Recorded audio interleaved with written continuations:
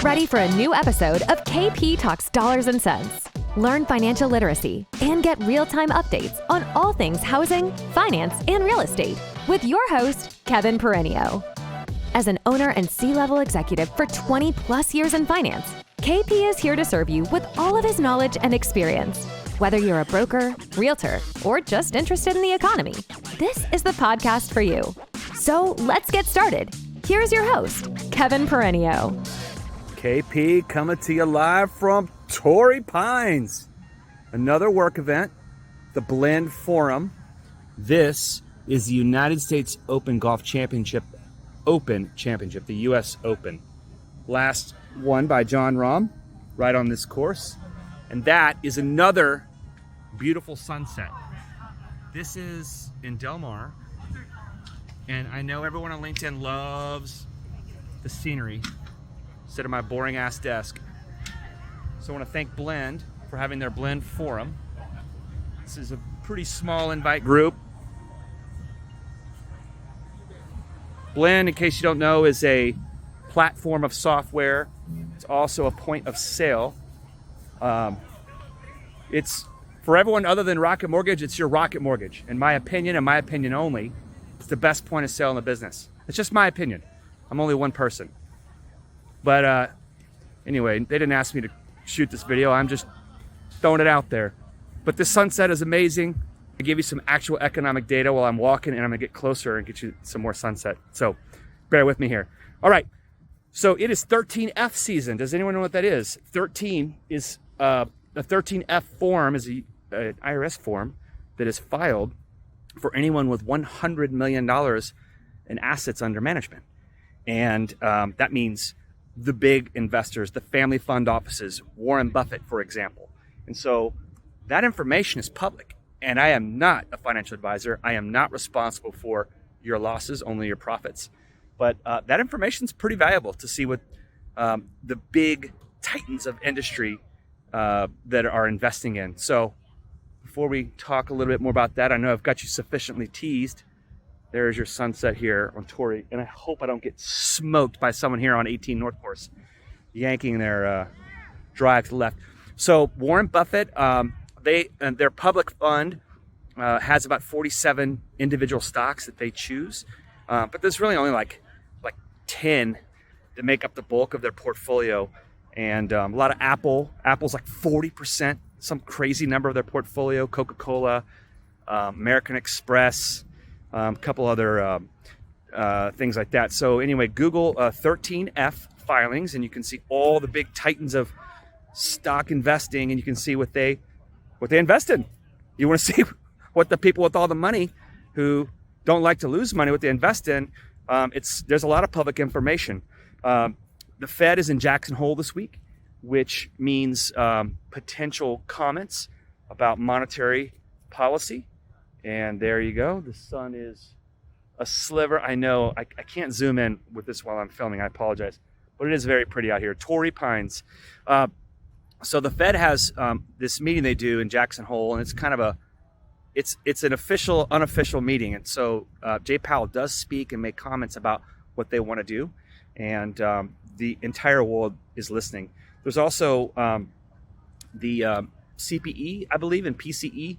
These are consumer price expenditures, PPE, producer price expenditures. These are consumption numbers that come out. They come out once a month. These are the preferred inflation measures of the Fed. And so it's important to know whether we have met peak inflation or whether we are still going to have prolonged inflation, and whether the Fed feels like they have to, at their next open market committee meeting, which is the second week of September, whether they will have to do a 75 basis point rate hike or a 50. Now, I came across a pretty cool tool. I'll try and post this video and then put the link in there. I have a good friend named Jack Callahan from college. He used to work for the CME and turned me on to this many years ago. The CME has what is called a futures indicator of the Fed funds rate. And so you can buy futures, basically place bets on whether the Fed will make a 75 basis point rate hike or a 50. 100% of the bets have one of those two choices. So everyone thinks the Fed is going to hike at least 50. It's like 52.48 or 53.47 in favor of the 75 basis point rate hike. I think they'll do the 75. That's my opinion, not because it's slightly favored, but because inflation can come back, and that's not good. Inflation is the invisible tax that will take away everyone's money, and it's the whole reason why the market was in such a tizzy. So Fed comments coming out, inflation expenditure figures coming out.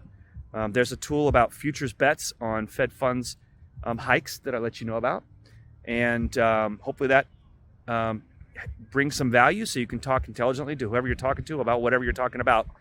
I also add in there that our unemployment rate is like the lowest in 50 years. So we haven't seen cracks in the dam there. And the amount of money on balance sheets, not just personal balance sheets, but also corporate balance sheets, is massive. And there's trillions of dollars sitting on the sidelines to either be deployed or if there's a job loss, act as reserves. If we do go into a job loss-led recession, it's still debatable whether we're in a recession or not. And corporate balance sheets are very strong too. I mean, obviously, a lot of, pretty much every lender that was around for the last 2 years that was established and balanced years heading, into 2020, raked it in. It's tough now for lenders, and smaller lenders are not going to make it, especially those that just started channels, like a wholesale channel, like just, out of nowhere. Unless they really niche down on non-QM or something, it's going to be tough for lenders of one channel, they're not diversified. It's going to be tough for them, right? So, but the corporate balance sheets are full. So, I'm just making general comments here. So, anyway, that's good. Money on the sidelines. Cash was trash for a while, but now cash is going to be king again. The dollar is super strong, and job market is heavy. And we just passed the Inflation Reduction Act, and I didn't get a chance to talk about it last week, but we just passed a $740 billion spending bill to reduce inflation. And I know on its face it sounds like a bald-faced lie, but it's over 10 years, and our economy's pretty big, and we can swallow that kind of, nut. But most of the revenue to make up for that spending is to come from IRS enforcement. And there's something like $1 trillion or $2 trillion, the number's so ridiculous, that just gets left out there over time. So allegedly 87,000 IRS agents will be hired to come and enforce existing regulations. And so the memes online are pretty funny, but it's serious business. What's nice is the Mortgage Banker Association was able to remove some of the more punitive taxing policies that were in there. And that was huge for mortgage bankers for sure, like net interest carry and how much capital you had to have for, mortgage-backed securities, which, by the way, the Ginnie Mae and Fannie Freddie final ruling on capital reserves and requirements for independent mortgage bankers just came out. Not too egregious for Fannie Freddie. Shouldn't impact too many people. The Ginnie Mae requirements, capital requirements, are a little bit more egregious. The 250%. You could go to MBA.org and go to the newsroom and you can check it out. Dude, there's a guy hitting right here. Sorry, man. He's pissed because I was talking, but he's really pissed because he fucking put one in the weeds. Sorry for cussing. Anyway, if you stayed this long for 8 minutes and 40 seconds, you got my first F-bomb on LinkedIn. I apologize. So anyway, the Ginnie Mae capital requirements are pretty. Oh my God, there's another guy over here hitting. Apparently this is the last group that's rushing to get in before dark, and they're all on the sidelines, and I'm just like in everyone's way. This is fantastic. The guy was totally staring at me. Anyway, the Ginnie Mae requirements might hurt some smaller Ginnie Mae issuers, but to be honest, it's kind of tough to get your Ginnie Mae issuer ticket. So, and then once you get it, it takes a couple of years to be able to self-insure your loans through lender insurance.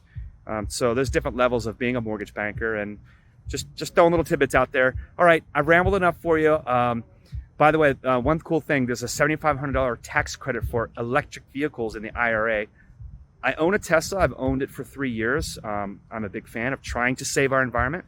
But Tesla didn't get the $7,500 credit for their cars because more than 50% of their components aren't US made. So did the Democrats just pass a America First bill and you have to make your stuff in the USA for you to get the credit? I love it.